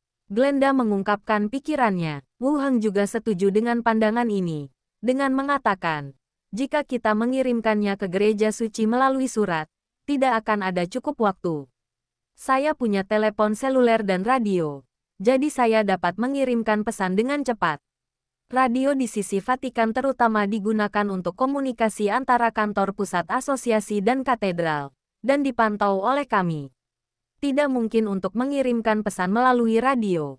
Benny mendekat. Mungkinkah mereka menggunakan saluran asosiasi untuk mengirimkan surat itu?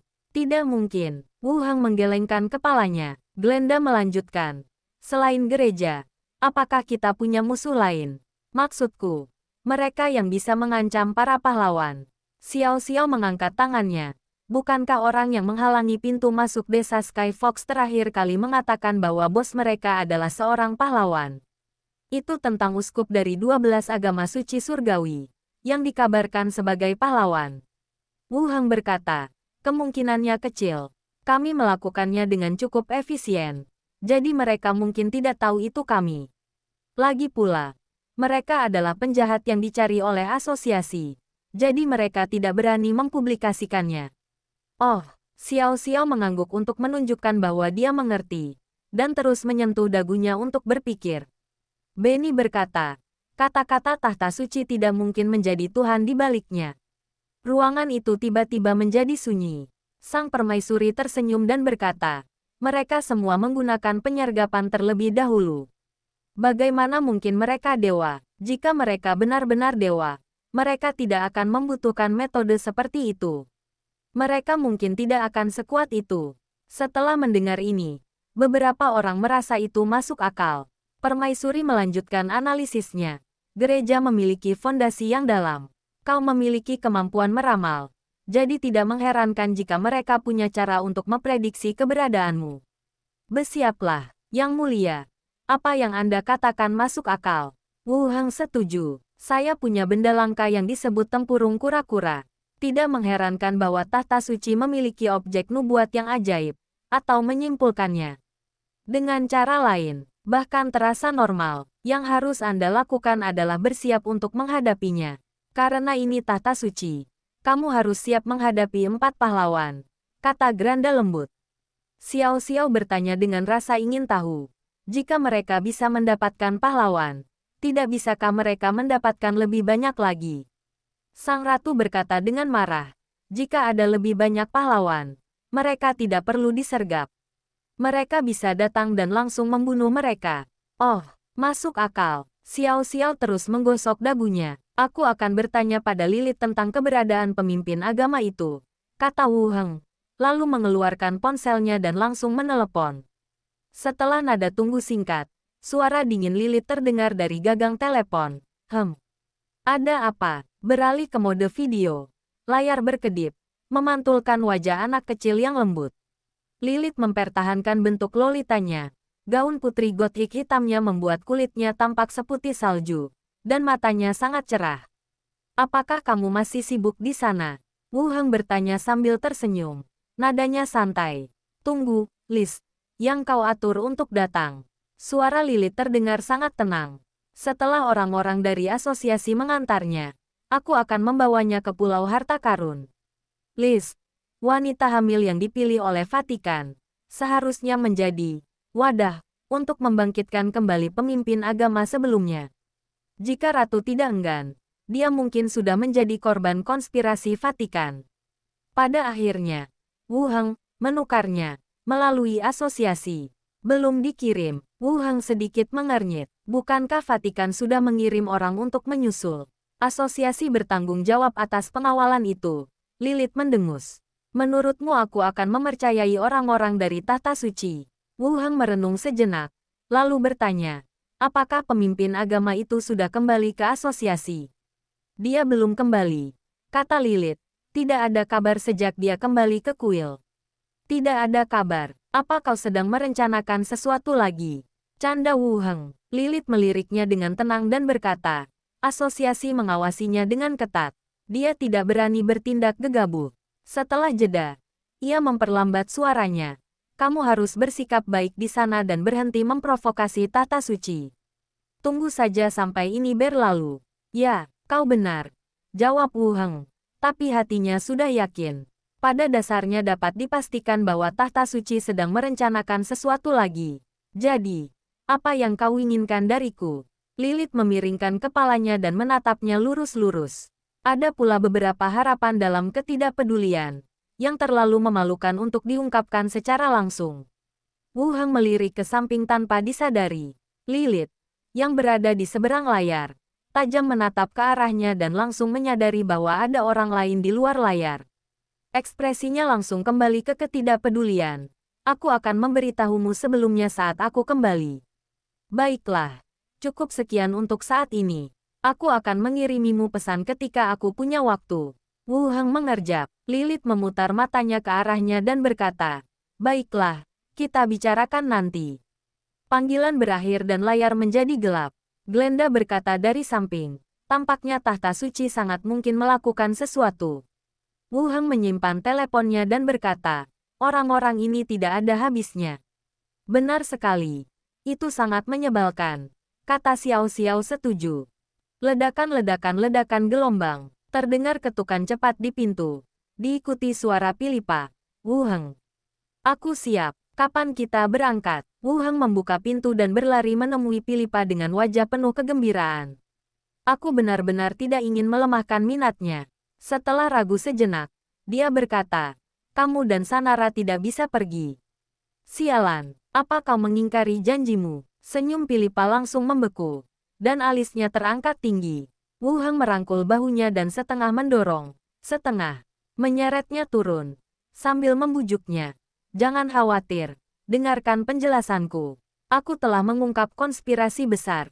Jangan berikan itu padaku. Pilipa tiba-tiba melepaskan diri dari tangannya dan berkacak pinggang.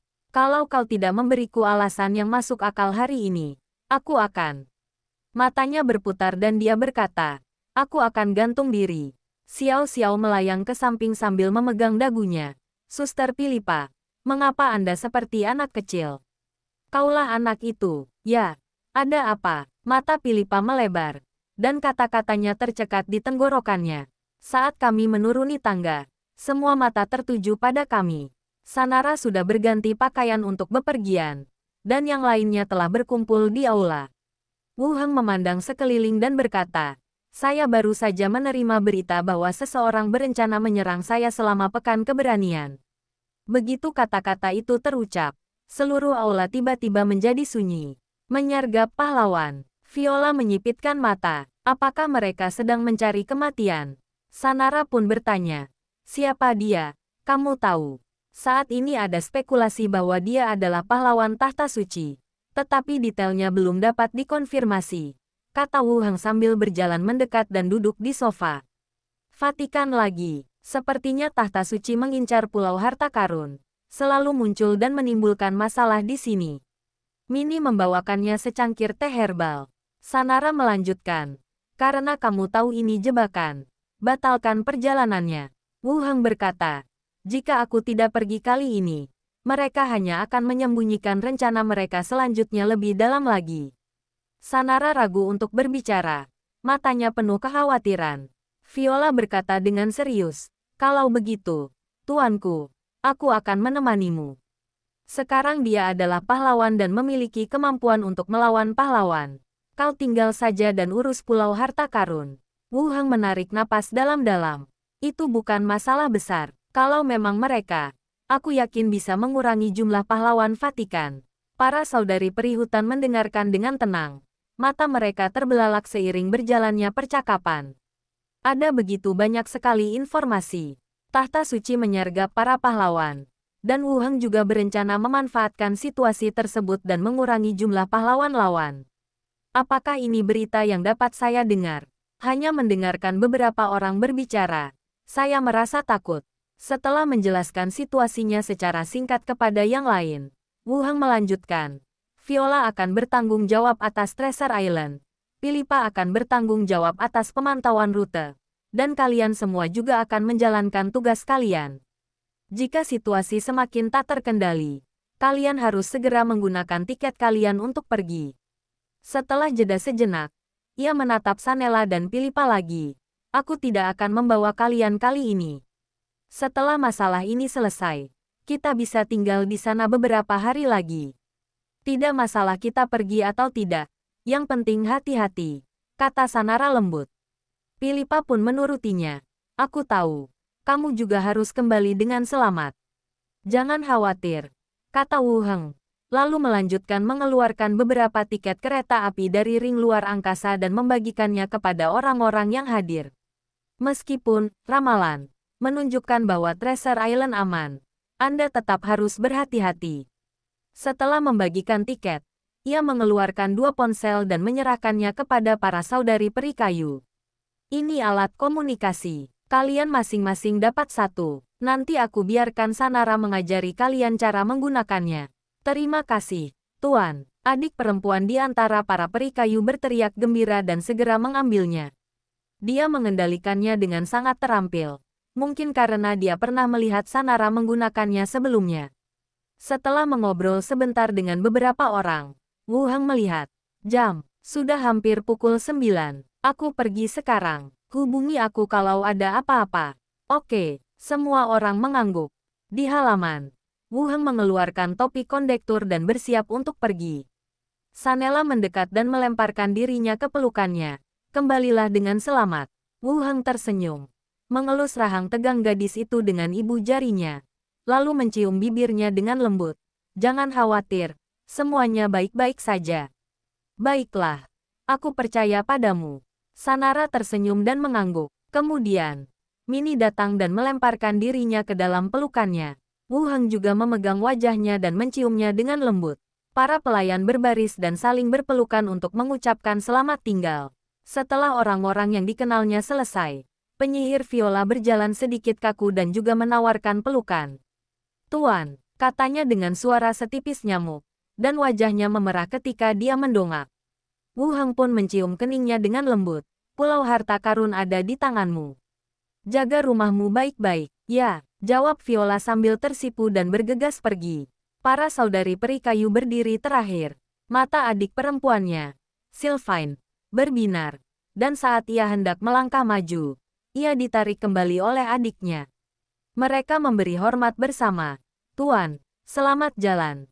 Oke, kembalilah. Jangan beritahu siapapun. Dan hubungi aku jika ada masalah. Wu Heng mengingatkan lagi. Ya, jawab semua orang. Setelah semuanya dijelaskan, Wu Heng mengenakan topi kondektur, dan kereta hantu pun muncul. Dia melambaikan tangan lagi, naik ke kereta, dan menghilang. 2 hari kemudian, markas besar asosiasi tersebut terletak jauh di dalam benteng batu yang terpencil. Lilith menuruni tangga batu yang dingin dengan spiral. Rok gotik hitamnya bergesekan dengan anak tangga, diikuti oleh kepala pelayan tua.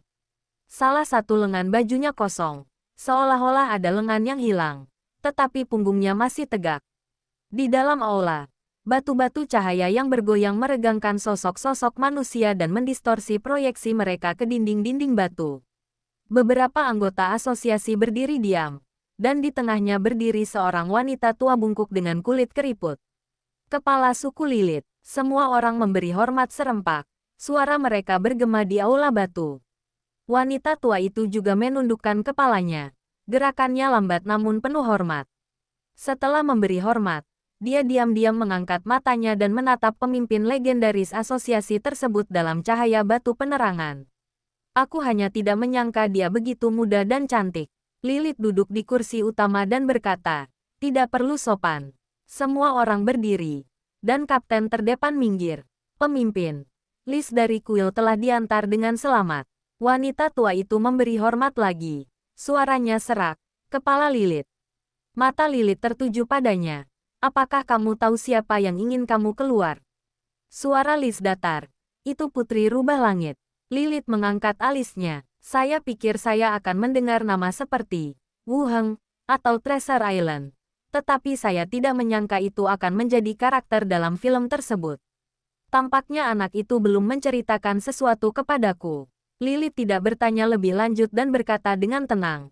Ikut aku ke Pulau Harta Karun besok. Itu akan menjadi rumah barumu. Liz membungkuk dalam-dalam. Ya, kepala. Lilith menoleh dan berbisik kepada pengurus rumah tangga tua. Bawa dia ke kamar tamu dan siapkan makanan hangat dan teh obat. Kepala pelayan menyentuh dadanya dengan satu tangan. Ya, dia berjalan ke arah Liz. Sikapnya penuh hormat namun berwibawa. Nyonya, silakan ikuti saya. Wanita tua itu terhuyung mengikutinya. Sosoknya perlahan menghilang dalam bayangan koridor batu. Lilith mengalihkan pandangannya dari punggung Liz dan berbalik melihat beberapa anggota asosiasi yang sedang menunggu. Misinya berhasil, diselesaikan dengan baik. Suara Lilith tetap dingin. Tetapi secercah persetujuan yang jarang terlihat masih tersisa. Pergilah bersama kepala pelayan untuk mengambil hadiahmu nanti. Kilatan keterkejutan melintas di mata beberapa orang. Tetapi mereka segera menundukkan kepala. Kapten terdepan berkata dengan hormat. Terima kasih, Ketua. Ini tugas kami. Lilith mengangkat sudut mulutnya sedikit. Tugas adalah tugas. Imbalan adalah imbalan. Dia mengetuk sandaran tangan dengan ujung jarinya dan mengganti pokok bahasan. Apakah ada sesuatu yang tidak biasa terjadi di aula suci akhir-akhir ini? Sang kapten sedikit mengernyit. Berpikir sejenak. Lalu menjawab. Saya belum mendengar ada kejadian yang tidak biasa. Saat kami dievakuasi, semua yang ada di dalam dan di luar kuil normal. Oh, Lilith melanjutkan. Bukankah Draco bilang dia harus kembali ke katedral untuk menghadiri upacara penting? Draco adalah pemimpin agama yang baru. Sang kapten terkejut dan menjawab dengan hati-hati. Pak Kepala, bagaimana kami bisa tahu? Setelah ragu sejenak, dia berkata, sebelum kami pergi, tidak ada tanda-tanda gereja sedang mempersiapkan upacara tersebut. Bercanda. Hal-hal yang terjadi antara para pahlawan bukanlah sesuatu yang bisa dibicarakan begitu saja. Ujung jari Lilith tiba-tiba berhenti di udara. Saya merasakan ada sesuatu yang salah. Setelah menanyakan beberapa detail yang tidak penting, kepala pelayan tua itu kembali tanpa suara dari koridor samping dan berdiri di samping seperti hantu. Bawa mereka ke gudang, kata Lilith tenang. 100 koin perak masing-masing. Meskipun jumlah uangnya tidak dibesar-besarkan, namun jumlahnya juga tidak sedikit. Beberapa orang langsung mengucapkan terima kasih kepadanya. Terima kasih, Ketua. Kepala pelayan tua itu melambaikan tangannya dan membawa semua orang pergi. Di aula yang kosong, Lilith duduk sendirian dalam diam. Batu cahaya itu melemparkan bayangannya ke dinding batu, membentuk siluet yang menakutkan. Dia mengetuk-ngetukkan ujung jarinya pada sandaran tangan lagi dan mulai memikirkan masalah itu. Wu Heng tiba-tiba bertanya kepada pemimpin agama, tetapi tidak ada gerakan di kuil. Kedua belah pihak tampaknya merencanakan sesuatu lagi. Dia mengeluarkan ponselnya dan menelepon Wu Heng, bermaksud bertanya langsung. Panggilan tidak tersambung. Saya terus melakukan panggilan telepon kecil, tetapi tetap tidak ada yang menjawab. Memang ada masalah. Kepala pelayan menjawab. Nona, mereka sudah pergi. Lilith berdiri dan berkata, siapkan kereta dan pergi ke Hadarai. Ya. Kepala pelayan itu segera pergi. Kerajaan Yeko, kota di sebelah ibu kota. Di sebuah ruangan remang-remang di katedral setempat, 3 sosok berkerudung hitam duduk mengelilingi meja bundar kayu tua. Tudungnya sepenuhnya hitam dengan berbagai pola rumit di bagian dalamnya. Bahkan jika Anda perhatikan lebih dekat, wajahnya tetap berantakan dan Anda tidak dapat melihat penampilannya dengan jelas. Pria berjubah hitam di sebelah kiri mengetuk meja dan bertanya, ada kabar dari istana. Waktu doa pagi Britani telah diperpanjang setengah jam. Dilanjutkan dengan urusan pemerintahan dan istirahat normal. Tidak banyak perubahan. Uskup setempat yang berdiri di balik bayangan segera menjawab. Pria berjubah hitam kedua melanjutkan bertanya. Berapa hari lagi sampai pekan keberanian? Uskup setempat menjawab. 5 hari lagi. Katakan pada pelayannya untuk mengawasinya dengan ketat. Jika mereka menemukan jejak Wu Heng atau jika dia bertemu orang asing, segera laporkan ke sini. Pria berjubah hitam itu berbicara lagi. Uskup setempat segera menjawab, ya, baiklah, turun. Uskup membungkuk lagi dan berjalan mundur keluar ruangan. Bab 1035 tiba di Celu.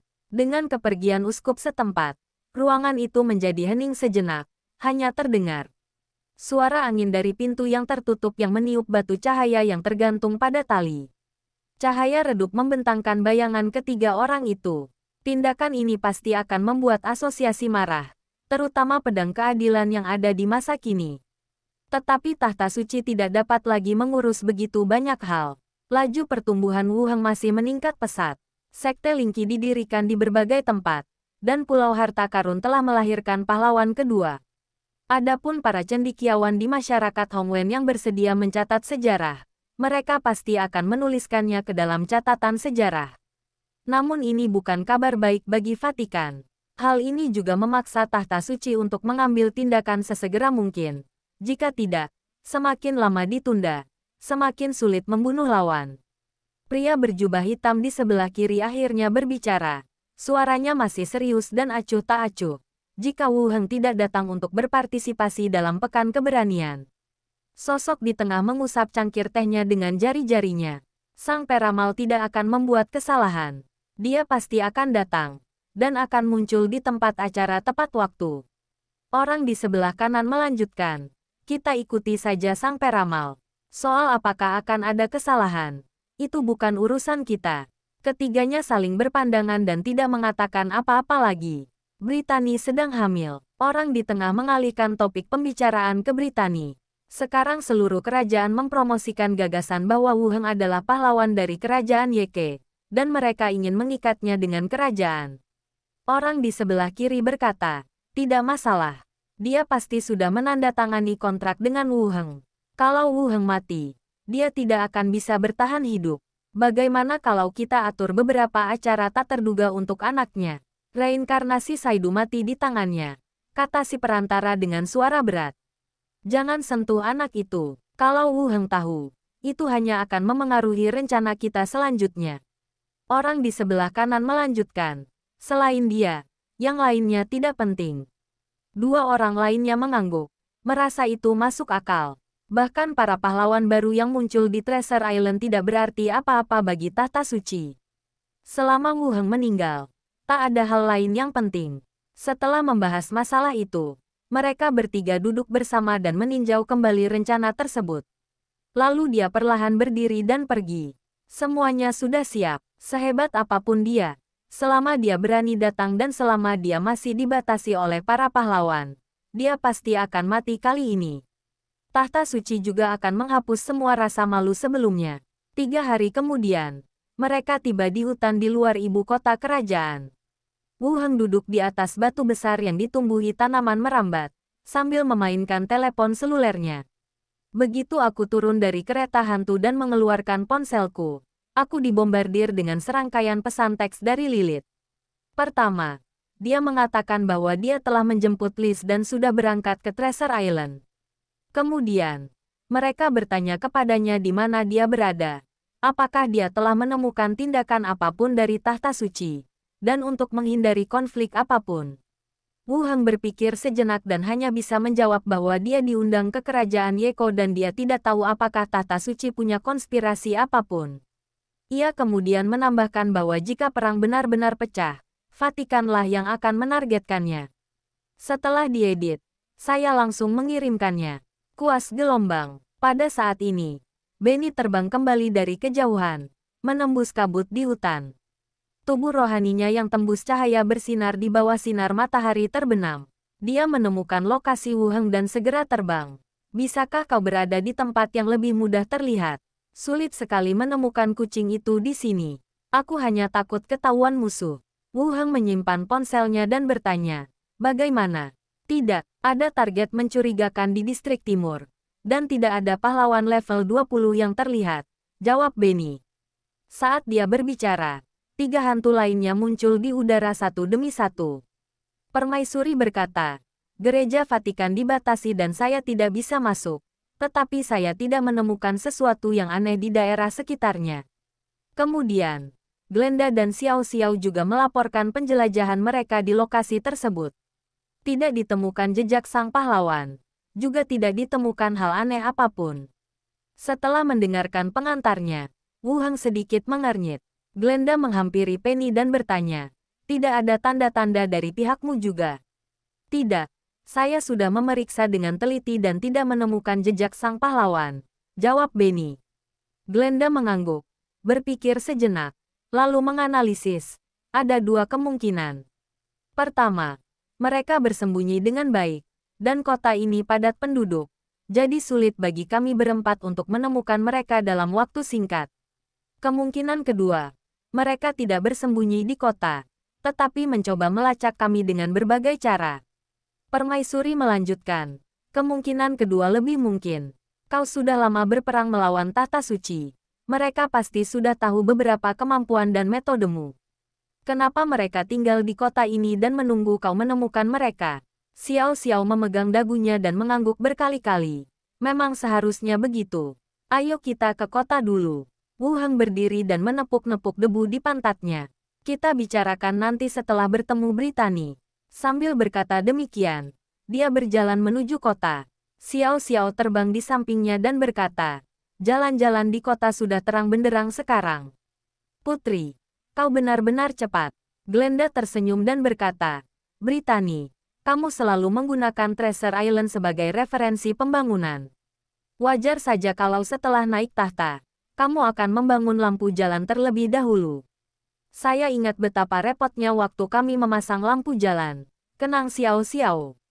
Kami harus memasang iklan terlebih dahulu dan ada orang-orang yang menjaga lampu. Benny melanjutkan. Lagi pula celukan ibu kota. Awalnya kita semua bajak laut di sana. Kalau kita tidak mencuri apapun saat pergi, kita akan dianggap kalah. Xiao Xiao terkekeh. Sepertinya begitu. Keempat jiwa itu berjalan dan berbicara saat mereka semakin dekat ke kota. Dia mengeluarkan ponselnya dan mengirim pesan ke Brittany. Istana kerajaan. Kamar tidur ratu.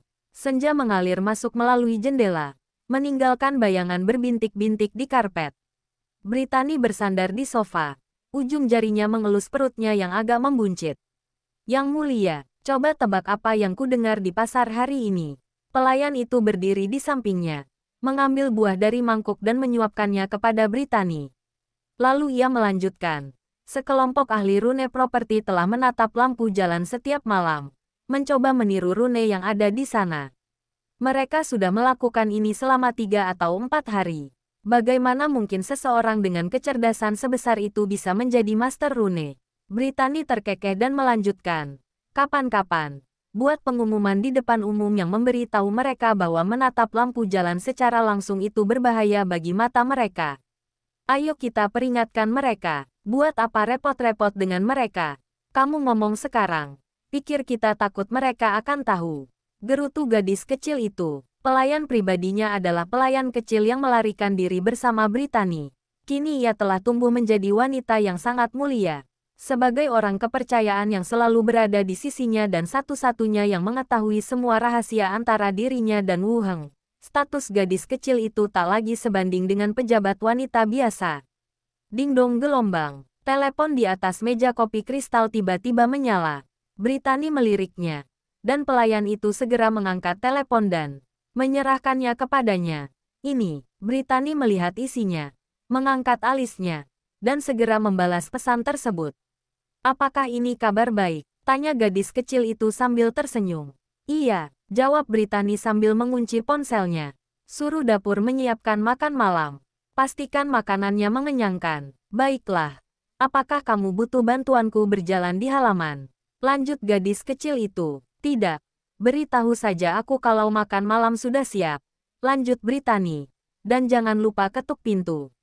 Oh, pelayan itu membungkuk. Kalau begitu, saya akan bersiap-siap. Setelah mengatakan itu, dia meninggalkan ruangan. Pintu tertutup. Dan Brittany mengambil teleponnya dan mengirimkan pesan yang telah diedit dengan suara, dadada. 2 atau 3 detik kemudian, sebuah lampu menyala di tengah kamar tidur, dan sosok Wu Heng muncul dari udara tipis. Wu Heng mengirim pesan terlebih dahulu karena dia punya pengalaman menakut-nakuti Li Yahong terakhir kali. Jadi dia tidak ingin datang gegabah dan menakut-nakuti Brittany yang sedang hamil. Yang mulia, Brittany tampak terkejut dan berdiri untuk memberi hormat. Kamu sedang hamil. Tidak perlu bersikap sopan. Wu Heng duduk di tepi tempat tidur dan menatapnya dengan saksama. Rambut pirang panjangnya dihiasi aksesoris rambut berhiaskan permata. Dan wajahnya yang bulat telah kehilangan kepolosan kekanak-kanakannya namun menambahkan sentuhan kelembutan keibuan. Hanya mata zamrud itu yang masih menunjukkan kekaguman yang kurasakan saat pertama kali kita bertemu. Di mana Suster Sanela dan Philippa? Bukankah mereka bilang akan datang bersama? Tanya Brittany penasaran ketika melihat pria itu sendirian. Wu Heng merangkul bahunya dan berbisik. Aku tidak membawa mereka ke sini.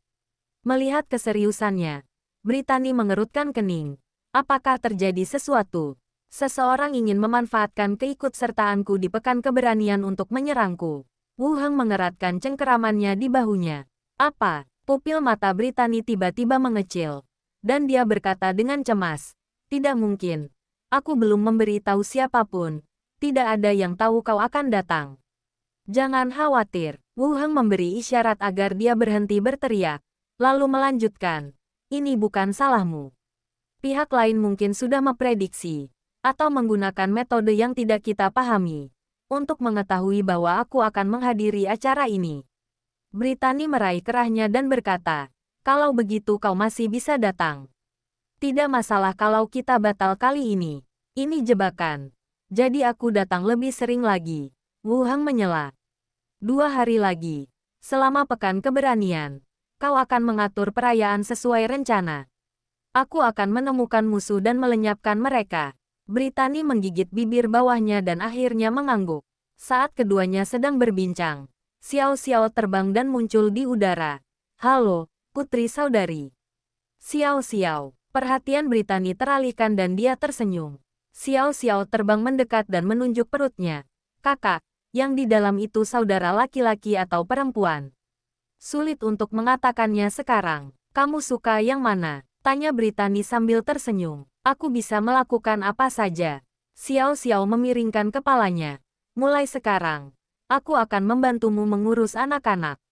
Brittany melirik Wu Heng dan berkata, "Baiklah, aku akan mengawasi Xiao Xiao saja mulai sekarang." "Ya, aku juga bisa membuat nama." Xiao Xiao terus mempromosikan dirinya. "Saya berusaha keras memikirkan bagaimana saya dapat membantu dalam masalah ini." Tiga hantu lainnya tetap tak terlihat, melayang di bagian lain ruangan, diam-diam mendengarkan percakapan di sini. "Bukannya aku tak peduli. Aku hanya terbiasa dengan keheningan." Tok-tok, pintunya dibuka pelan-pelan. Suara pelayan terdengar dari pintu. "Makan malam sudah siap." Brittany dan Wu Heng bertukar pandang dan berbisik. "Kirim saja, aku akan makan di kamar malam ini." "Salah, apa kau tidak butuh aku menemanimu?" tanya gadis kecil itu. "Aku akan meneleponmu nanti." "Oh," jawab gadis kecil itu, lalu berbalik dan pergi. Beberapa saat kemudian, para pelayan datang membawa piring-piring berisi makanan, dan pesta pun disiapkan di meja bundar di aula luar. Wu Heng keluar dari ruangan hanya setelah para petugas pergi.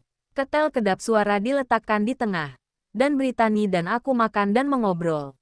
Setelah peralatan makan disingkirkan, cahaya bulan sudah naik melalui jendela. Wu Heng menugaskan tugas patroli kepada para hantu dan membagikan buku dan tablet. "Bahkan jika kita memeriksa seluruh kota, kita tidak dapat melakukannya hanya dalam satu malam. Jika Anda tidak ada kegiatan apapun, Anda tetap harus melakukan apa yang Anda minati." Para hantu pun bubar, dan Xiao Xiao berkata, "Selamat malam, Putri," lalu terbang menjauh. Ketika Wu Heng selesai mencuci dan kembali ke tempat tidur, Brittany telah berganti dengan gaun tidur sutra perak. Rambut pirangnya tergerai di atas bantal bersulam merah tua, membuat bahu dan leher telanjangnya tampak sehalus porselen. Wu Heng naik ke tempat tidur dari satu sisi, dan Brittany segera meringkuk dalam pelukannya, dengan aroma bunga samar di rambutnya. "Hati-hati," Wu Heng melindungi perutnya yang sedikit membuncit. Brittany terkekeh, sambil menusuk-nusuk otot tegangnya dengan ujung jarinya. "Bagaimana kau bisa begitu rapuh?" Kerah gaun tidurnya melorot saat dia bergerak, memperlihatkan sebagian tulang selangkanya yang seputih salju. Mereka berdua berpelukan dan mengobrol tentang berita terbaru di Treasure Island. Ketika topik beralih ke Wen Manxia, telinga Brittany tiba-tiba memerah. Setelah ragu sejenak, ia tiba-tiba melepaskan diri dari pelukannya dan berlutut. Dengan jemari rampingnya yang bertaut, gaun tidur sutra itu terlepas dari bahunya bagai air. "Ada apa?" Sebelum Wu Heng sempat menyelesaikan kata-katanya, Brittany membungkuk dan mencium perut bagian bawahnya dengan bibir hangatnya. Wu Heng mengelus puncak kepalanya dengan telapak tangannya. "Jangan dipaksakan," Suster Wen Manxia berkata. Brittany mengangkat kepalanya. Matanya berkaca-kaca. "Begitulah cara dia membantumu saat dia hamil." Wu Heng mengangkat sebelah alisnya. "Apakah kalian berdua membicarakan hal ini secara pribadi?"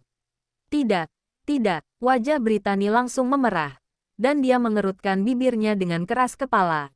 "Aku hanya menyebutkannya secara kebetulan, Ming." Tangan Wu Heng meluncur ke bawah tulang punggungnya dan ke rambut pirang panjangnya, menekannya dengan lembut. Mata besar Brittany menatap ke arah rambutnya yang tergerai, dengan sedikit rasa kesal dan sedikit rasa malu.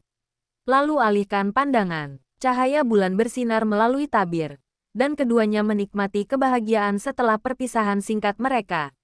Keesokan harinya, pagi-pagi sekali, Brittany pergi lebih awal karena dia masih perlu mendengarkan laporan para menteri tentang urusan kerajaan. Keduanya juga sepakat bahwa dia akan mengatur urusan pekan keberanian seperti biasa, dan Wu Heng akan mengurus sisanya. Wu Heng duduk di kamar tidur, dengan hantu-hantu melayang di sekelilingnya. Kakek berkata, "Kami melihat beberapa pelayan di istana. Mereka mungkin mata-mata yang dikirim. Kami belum yakin apakah mereka dari Vatikan atau faksi lain. Ingat orang-orang ini dulu. Jangan sentuh mereka untuk saat ini," kata Wu Heng. Seperti yang diduga, ada beberapa mata-mata di dalam istana. Glenda mengangguk. Benny berkata, "Gereja Tahta Suci masih sulit diakses, dan para pastor di dalamnya jarang keluar masuk. Saya rasa seharusnya tidak ada pahlawan." Xiao Xiao berkata, "Bibiku dan aku sudah memeriksa bar dan hotel di kota ini, dan tidak ada orang yang mencurigakan." Sang permaisuri kemudian berkata, "Bahayanya mungkin tidak ada di kota. Wu Heng mengerutkan kening. Cangkang kura-kura tidak cocok dengan informasinya. Cangkang kura-kura menunjukkan bahwa tidak akan ada masalah dalam pekan keberanian. Dan tidak ada seorang pun atau apapun yang dapat mengancam dirinya sendiri ditemukan di kota itu. Meskipun hasil ramalan menggunakan cangkang kura-kura tidak jelas, sejauh ini hasilnya tidak salah. Sepertinya mereka bersembunyi di luar. Lanjut Wu Heng. Lebih baik mereka tidak berada di kota. Mari kita bersiap terlebih dahulu. Keempat hantu itu mengangguk. Setelah mengobrol sebentar, Wu Heng berdiri dan berkata, "Ayo kita pergi melihat dunia zombie." Sudah lama sejak kita ke sana. Hantu itu kembali ke tubuh. Dan Wu Heng membuka pintu dan masuk. Dunia zombie. Ruang pemantauan penjara. Di ruangan redup itu, puluhan layar pengawasan berkedip-kedip dengan cahaya dingin. Hantu-hantu itu merasuki boneka-boneka, masing-masing memegang telepon seluler, yang berkumpul bersama untuk menjelajahi forum. Wu Heng melirik rekaman pengawasan, mengangkat telepon dan menghubungi nomor Li Yahong. "Halo." Suara Li Yahong dan suara mobil terdengar dari ujung telepon yang lain. "Bagaimana pekerjaan misionarismu?" Wu Heng langsung ke intinya. "Semuanya berjalan lancar." Nada bicara Li Yahong terdengar agak bangga. "Sesuai kesepakatan Kang, kami menggunakan pangkalan Korea Selatan sebagai titik transit dan mengirimkan gelombang pertama Senza ke berbagai pangkalan utama untuk pekerjaan misionaris. Umpan baliknya bahkan lebih baik dari yang diharapkan." Wu Heng menyipitkan matanya sedikit. "Apakah kau menemui perlawanan?" Sambil menanyakan pertanyaan ini, dia membuka panel untuk memeriksa nilai keimanan. Iman, 11.724/50.000. Mata Wu Heng tiba-tiba terfokus. Lebih dari 10.000. Brengsek.